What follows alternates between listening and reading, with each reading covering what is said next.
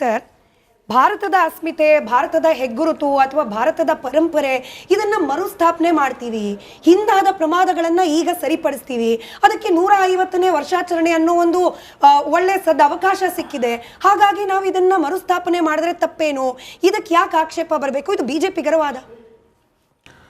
ಬರೀ ಹಿಂದ್ಗಡೆ ಪರಂಪರೆಗಳನ್ನು ನೀವು ಮರುಸ್ಥಾಪನೆ ಮಾಡೋದು ಬಿಟ್ಟು ಮುಂದ್ಗಡೆ ಸ್ವಲ್ಪ ನೋಡಿ. ಯಾಕೆಂತಂದ್ರೆ ಬರೀ ಚರಿತ್ರೆಯನ್ನ ಅಗದು ತೆಗೆದು ಮುಂದೆ ಇಡೋದು ಅಗತ್ಯ ಇಲ್ಲ. ನಮಗೆ ಬೇಕಾಗಿರೋದು ಮನುಕುಲದ ಉದ್ಧಾರ ಬೇಕಾಗಿದೆ. ಬರೀ ಯಾವತ್ತು ನೋಡಿದ್ರು ಸಹಿತ ಹಿಂದ್ಗಡೆಗೆ ಯಾಕೆ ಹೋಗ್ತೀರಾ ಅನ್ನೋದು ನನ್ನ ಪ್ರಶ್ನೆ. ಅದ್ರ ಜೊತೆಗೆ ಈ ಸದ್ಯಕ್ಕೆ ಹೇರಿಕೆ ಅಂತ ಒಂದು ಪ್ರಶ್ನೆ ಬಂತು. ಹೇರಿಕೆ ಅಂತಂದ್ರೆ ಏನು? ತುಷ್ಟೀಕರಣ ಅಂತೀರ. ಹೌದು ಸ್ವಾಮಿ, ಕಾಂಗ್ರೆಸ್ನವರು ಮುಸ್ಲಿಮರ ತುಷ್ಟೀಕರಣ ಮಾಡಲಿಕ್ಕೆ ಒಂದಿಷ್ಟು ಪ್ಯಾರ ತೆಗೆದ್ರು. ಹಾಗಾದ್ರೆ ಇವಾಗ ಇದನ್ನ ಮತ್ತೆ ಜಾರಿಗೆ ತಂದು ಇವರು ಏನ್ ಮಾಡ್ತಾರೆ? ಹಿಂದೂಗಳ ತುಷ್ಟೀಕರಣ ಮಾಡ್ಕೊಳ್ತಿದ್ದೀರಾ? ನೀವು ಈ ಸದ್ಯಕ್ಕೆ ಬಂದ್ಬಿಟ್ಟು ನಾನು ಒಂದೇ ಮಾತ್ರ ಅಂತ ನೀವು ಹೇಳ್ತೀರ, ನೀವು ಯಾರು ತುಷ್ಟೀಕರಣ ಮಾಡ್ತಾ ಇದ್ದೀರಿ? ಅದು ಇವಾಗಲೇ ಯಾಕೆ ಬೇಕಾಗಿತ್ತು? ಈ ಸದ್ಯಕ್ಕೆ ನಾನು ಹೇಳ್ತಾ ಇದ್ದೀನಿ, ಈಗ ರಾಜಕೀಯ ಲಾಭಕ್ಕೋಸ್ಕರ ಬಿಜೆಪಿ ಇದನ್ನ ಮುನ್ನೆಲೆ ತರ್ತಾ ಇದೆ. ಅದಕ್ಕಿಂತ ಹೆಚ್ಚಾಗಿ ಎಫ್ಸ್ಟೀನ್ ಫೈಲ್ನಲ್ಲಿ ಮೋದಿ ಅವರ ಹೆಸರು ಓಡಾಡ್ತಾ ಇದೆ.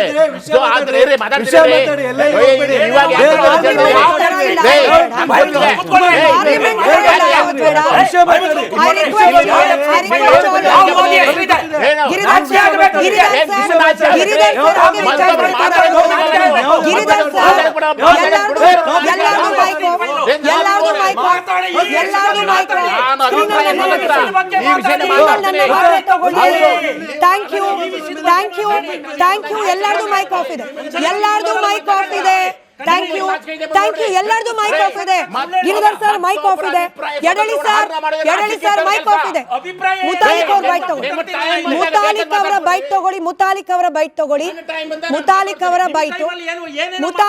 Byte on air please. ಈಗ ರಾಷ್ಟ್ರಗೀತೆ ಜನಗಣಮನ ಅಧಿನಾಯಕ ಜಯ ಹೇ ಅನ್ನುವಂಥದ್ದು ಒಪ್ಪಿಗೆ ಆಗಿದೆ.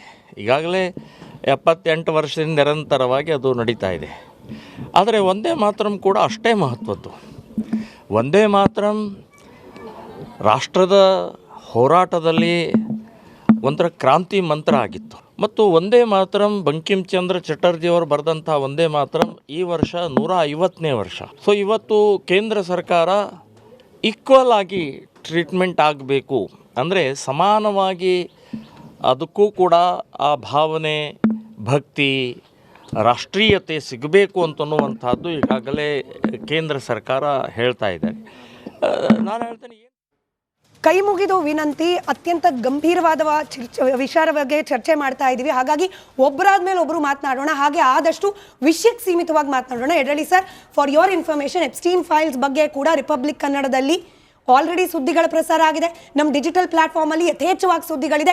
ಇವತ್ತು ಸಮಯ ಹೆಚ್ಚಿಗೆ ಇಲ್ದಿರೋದ್ರಿಂದ ನೀವು ವಿಷಯಕ್ಕೆ ಸೀಮಿತವಾಗಿ ಮಾತನಾಡಿದ್ರೆ ಎಲ್ಲರಿಗೂ ಅನುಕೂಲ. ವಿಷಯದ ಚೌಕಟ್ಟಲ್ಲಿ ಬರ್ತಾ ಇದೆ. ಈ ಸಂದರ್ಭದಲ್ಲಿ ಈ ಒಂದು ಇಶ್ಯೂನ ಯಾಕೆ ತಂತು ಅಂತ ಹೇಳ್ತಾ ಇದ್ದೀನಿ ನಾನು. ಸೊ ಆದ್ದರಿಂದ ನಾನು ಹೇಳ್ತಾ ಇರೋದು, ಅಲ್ಲಿ ಯಾಕೆ ಹೆಸರು ಓಡಾಡ್ತಾ ಇದೆ? ಈ ಟ್ರಂಪಿನ ಸುಂಕ ನೀತಿಗೆ ನಮ್ಮ ದೇಶವನ್ನ ಮಾರಾಟ ಮಾಡಲಾಗುತ್ತೆ. ಇವುಗಳೆಲ್ಲ ಮುಚ್ಚಿಕೊಳ್ಳಿಕ್ಕೆ ಇವಾಗ ಡೈವರ್ಟ್ ಮಾಡಬೇಕಾಗಿದೆ, ಮಾಧ್ಯಮಗಳನ್ನ, ಜನರನ್ನ ಡೈವರ್ಟ್ ಮಾಡಬೇಕಾಗಿದೆ. ಅದಕ್ಕೋಸ್ಕರ ಒಂದು ವಿಷಯ ತರಬೇಕಾಗಿದೆ.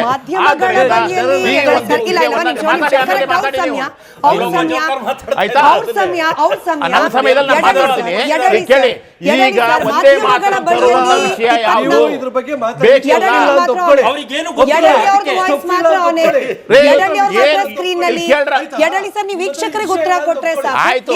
ಈಗ ಮೊದಲನೇದಾಗಿ ಇವರು ನಾಚಿಕೆ ಇರುವವರು ಮತ್ತೊಬ್ಬರಿಗೆ ಅಭಿವ್ಯಕ್ತಿ ಸ್ವಾತಂತ್ರ್ಯಕ್ಕೆ ಮರ್ಯಾದೆ ಕೊಡಲಿ. ಮೊದಲು ವಿಷಯಕ್ಕೆ ಬರ್ತಾ ಇದ್ದೀನಿ. ನಾನು ಹೇಳ್ತಾ ಇರೋದು, ಈಗ ಇವರು ಮಾಡ್ತಕ್ಕಂಥ ತುಷ್ಟೀಕರಣ ಯಾವುದು? ಆಯ್ತಾ? ಕಾಂಗ್ರೆಸ್ನವ್ರು ಏನ್ ಮಾಡಿದ್ರು ನಾನು ಮುಖ್ಯ ಅಲ್ಲ, ನಾನು ಕಾಂಗ್ರೆಸ್ಗೆ ಅಲ್ಲ. ಸೊ ಆದ್ದರಿಂದ ಇವಾಗ ಬೇಕಾಗಿರೋದು ಏನು? ನನಗೆ ಹೇರಿಕೆ ಅನ್ನೋದು ನಿಮ್ಮ ಸಂಸ್ಕೃತ ಒಂದು ಮತ್ತು ಬಂಗಾಲಿ ಭಾಷೆಯಲ್ಲಿ ಇರ್ತಕ್ಕಂಥ ಒಂದು ಒಂದೇ ಮಾತ್ರ ಕನ್ನಡದಲ್ಲ, ನಿಮ್ಮ ದೇಶದ ಸಂಸ್ಕೃತಿ ನೀವು ಇಟ್ಕೊಳ್ಳಿ. ನೀವು ಉಳಿಸ್ಕೊಳ್ಳಿ. ನಾನು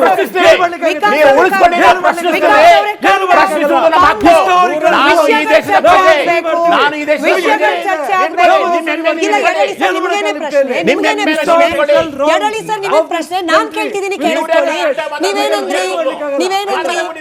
ಪಶ್ಚಿಮ ಬಂಗಾಳದ ಭಾಷೆ ಅಥವಾ ಸಂಸ್ಕೃತ ಭಾಷೆಯನ್ನ ನಾವು ಒಪ್ಪಲಿಕ್ಕೆ ಸಿದ್ಧರಿಲ್ಲ ಸರ್. ನಮ್ಮ ನ್ಯಾಷನಲ್ ಆಂಥಮ್ ಕನ್ನಡದಲ್ಲಿ ಇಲ್ಲ ಸರ್, ನಾವು ಒಪ್ಪಿದೀವಿ. ನ್ಯಾಷನಲ್ ಈಗ ಇನ್ನೊಂದು ತಂದು ನನ್ನ ಮೇಲೆ ಯಾಕೆ ಹೇಳ್ತೀರಾ ಸ್ವಾಮಿ? ಮತ್ತೊಂದು ತಂದು ಮತ್ತೊಂದು ಹೇಳೋದಕ್ಕೆ? ಹೌದು, ನಾಳೆ ಬರ್ತಾರೆ, ನಾಳೆ ನಮಸ್ತೆ ಸದಾವಸ್ಥೆ ತರ್ತಾರೆ ಇವರು. ಇನ್ನು ಸ್ವಲ್ಪ ದಿವಸ ಆದ್ಮೇಲೆ ನಿಮ್ಮದೇ ಹೇಳಿಕೆಯ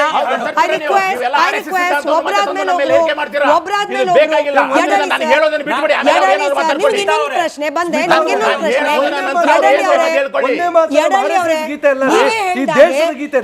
ಇತಿಹಾಸವನ್ನ ಕೆಣಕ್ತಾ ಇದ್ದಾರೆ, ಮುಂದೆ ನೋಡ್ತಾ ಇಲ್ಲ ಅಂದ್ರೆ ಹಿಂದೆ ಆಗಿರುವ ತಪ್ಪುಗಳನ್ನ ಸರಿಪಡಿಸುವ ಅವಶ್ಯಕತೆನೇ ಇಲ್ಲ ಅಂತ ಹೇಳ್ತಿದ್ದೀರಾ? ನಾನು ಹೇಳ್ತಾ ಇರೋದು ಇತಿಹಾಸವನ್ನ ಸರಿಯಾಗಿ ತಿಳ್ಕೊಳ್ಳುವ ಅವಶ್ಯಕತೆ ಭಾರತದ ಮುಂದಿನ ಪ್ರಜೆಗಳಿಗೆ ಇಲ್ಲವೇ ಇಲ್ಲ ಅಂತ ಹೇಳ್ತಾ ಇದ್ದೀರಾ? ಒಂದು ದೇಶ ಇತಿಹಾಸ ಇಲ್ಲದಲೇ ಇರ್ಲಿಕ್ಕೆ ಸಾಧ್ಯ ಆಗುತ್ತೆ. ನಮಗೆ ಮುನ್ನೋಟ ಬೇಕು, ಹಿನ್ನೋಟ ಬೇಡವೇ ಬೇಡ. ಹಿನ್ನೋಟ ನಮ್ಗೆ ಗೊತ್ತಿದೆ. ಮುನ್ನೋಟ ಮಾಡ್ಕೊಳ್ಳಿ. ನೀವು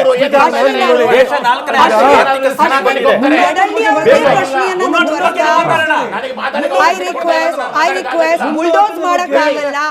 ಅವರವರ ಸಮಯದಲ್ಲಿ ಅವರವ್ರು ಮಾತನಾಡಿ ವಿಷಯಗಳ ಚರ್ಚೆ ಆಗಲಿ, ವಿಷಯಗಳ ಚರ್ಚೆ ಆಗಲಿ. ಅಶ್ವಿನ್ ಅವರಿಗೆ ವರ್ಗಾಯಿಸ್ತಾ ಇದ್ದೀನಿ. ನನಗೆ ಸಮಯ ಇಲ್ಲ, ನಾನು ಬೇರೆ ಕಡೆ ಹೋಗಬೇಕಾಗಿದೆ. ನಾನು ಹೇಳೋದನ್ನ ಹೇಳ್ಬಿಡ್ತಾ ಇದ್ದೀನಿ. ನಿಮ್ಮದೇ ಪ್ರಶ್ನೆ ಯಾರ್ದು ವಾಯ್ಸ್ ಇಲ್ಲ, ಯಾರ್ದು ವಾಯ್ಸ್ ಇಲ್ಲ. ಯಡಲಿ ಸರ್, ನಿಮ್ಗೆ ಸಮಯ ಇಲ್ಲ. ಅಶ್ವಿನ್ ಅವರು ಮಾತ್ರ, ಅಶ್ವಿನ್ ಅವರು ನಾನು ಬಂದೆ ಸರ್. ಅಶ್ವಿನ್ ಅವ್ರಿಗೆ ಒಂದು ಪ್ರಶ್ನೆ ಕೇಳ್ಕೊಂಡು ನಿಮ್ಮ ಹತ್ರನೇ ವಾಪಸ್ ಬರ್ತೀನಿ. ಯಡಲಿ ಅವ್ರು ಹೇಳ್ತಾ ಇದ್ರು, ಈಗ ಮುಸ್ಲಿಂ ಓಲೈಕೆಗೋಸ್ಕರ ಕಾಂಗ್ರೆಸ್ ಒಂದೇ ಮಾತರಮ್ಗೆ ಕತ್ತರಿ ಹಾಕಿದೆ ಅನ್ನೋದು ತುಷ್ಟೀಕರಣದ ಭಾಗವಾದ್ರೆ, ಕಟ್ ಮಾಡಿದ ಸ್ಟ್ಯಾನ್ಸಾಗಳನ್ನ ವಾಪಸ್ ತಂದಿರೋದನ್ನ ಕೂಡ ನಾವು ತುಷ್ಟೀಕರಣ ಅಂತ ಯಾಕೆ ನೋಡಬಾರ್ದು ಅಂತ. ಹಾಗೆ ನೀವೊಂದು ಮಾತು ಹೇಳಿದ್ರಿ, ಇತಿಹಾಸನ ತಿಳ್ಕೊಬೇಕು. ಖಂಡಿತ ಇತಿಹಾಸ ತಿಳ್ಕೊಂಡವರೇ ಮುಂದಕ್ಕೆ ಪ್ರಬುದ್ಧರಾಗಿ ಆಗಿರಲಿಕ್ಕೆ ಚಾನ್ಸ್ ಇರೋದು. ನಮ್ಮ ದೇಶ ಈಗಿತ್ತು, ಈಗ ಬಂತು, ಈಗ ಮುಂದೆ ಈ ರೀತಿ ಇದೆ ಅಂದಾಗ ಯುರೋಪ್ ದೇಶಗಳಲ್ಲಿ ನೋಡಿ, ಇತಿಹಾಸ ತಿಳ್ಕೊಳ್ಳಿ ಅಂತ ರೋಡು ರಸ್ತೆಗಳಲ್ಲಿ ಅವ್ರವ್ರದ್ದೇ ಒಂದು ಇತಿಹಾಸದ ಇದನ್ನ ತೆರಲಿಕ್ಕೆ ಅದು ಸ್ತಂಭಗಳು ಕಟ್ಟೋದಾಗಲಿ, ವಿಗ್ರಹಗಳು ಮಾಡೋದಾಗಲಿ, ಸ್ಟ್ಯಾಚ್ಯೂಗಳು ಮಾಡೋದಾಗಲಿ ಮಾಡ್ತಾಯಿದ್ರು. ಇತಿಹಾಸ ತಿಳ್ಕೊಬೇಕು ಯಾವಾಗಲೂ. ನಮ್ಮ ಯಡಳ್ಳಿ ಅಣ್ಣ ಅವರು ಮತ್ತು ಉಮರ್ ಶರೀಫ್ ಅವರು ಚೆನ್ನಾಗಿ ಮಾತಾಡಿದ್ರಿ, ಅದರಲ್ಲೇನು ತಪ್ಪಿಲ್ಲ. ಈ ಕಾಂಗ್ರೆಸ್ ಅನ್ನೋದು ಒಂದೇ ಮಾತರಮ್ನ ಬಳಸ್ಕೊಳ್ತು ಅಧಿಕಾರದ ಹಂತಕ್ಕೆ ಬಂದಾಗ ಎಲ್ಲ ಸಮುದಾಯಗಳ ತುಷ್ಟೀಕರಣಕ್ಕೋಸ್ಕರ, ವೋಟ್ ಬ್ಯಾಂಕ್ಗೋಸ್ಕರ ಎಲ್ಲೆಲ್ಲಿ ಏನೇನು ಕೆಲಸ ಮಾಡಬೇಕು ಅದನ್ನು ಮಾಡಿಬಿಡ್ತು. ಇವತ್ತು ನೀವಿಬ್ಬರು ಮಾತಾಡ್ತಿದ್ದೀರಾ, ನಿಜವಾಗ್ಲೂ ನೀವುಗಳು ಮಾತಾಡ್ತಿರೋದನ್ನ ಇವತ್ತು ಕಾಂಗ್ರೆಸ್ ಅವರು ಬಂದು ಈ ಡಿಬೇಟಲ್ಲಿ ಭಾಗವಹಿಸಿ ನೀವೊಂದು ಮಾತು ಹೇಳಿದ್ರಿ ಅವಾಗಲೇ, ಎಲ್ಲರೂ ಪರವಾಗಿ ನಾವು ಇರ್ತೀವಿ, ತುಷ್ಟೀಕರಣ ಆಗ್ಲಿಕ್ಕೆ ಬಿಡಲ್ಲ ಅಂತ ಅವ್ರು ಹೇಳ್ಬೋದಾಗಿತ್ತು. ಇಲ್ಲೇ ಗೊತ್ತಾಗುತ್ತೆ ಕಾಂಗ್ರೆಸ್ ಅವರು ಯಾವತ್ತಾದರೂ ಒಂದು ಸಮುದಾಯದ ಪರವಾಗಿ ಚರ್ಚೆಗಳಾಗ್ತಿದೆ, ತುಷ್ಟೀಕರಣ ವಿಚಾರ ಬಂದಾಗ ಕಳ್ಳರಂಗೆ ಎಸ್ಕೇಪ್ ಆಗಿಬಿಡೋದು ಕಾಂಗ್ರೆಸ್ ಅವರು ಕಲ್ತಿದ್ದಾರೆ. ನಿಜವಾಗ್ಲೂ ಇದೊಂದು ಬೇಜಾರು ಸಂಗತಿ. ಉಮರ್ ಶರೀಫ್ ಅವರು ಹೇಳ್ತಾ ಇದ್ರು, ಒಂದು ಮಾತು ಹೇಳಿದ್ರೆ ನೀವು ಯಾರೂ ಭಯಪಡೋ ಅಗತ್ಯ ಇಲ್ಲ. ಹೌದು, ನಮ್ಮ ದೇಶದಲ್ಲಿ ಯಾರೂ ಭಯ ಪಡಬಾರ್ದು. ನಮ್ಮ ದೇಶ ಅಷ್ಟು ಸುಭದ್ರವಾಗಿ ಚೆನ್ನಾಗೇ ಇದೆ.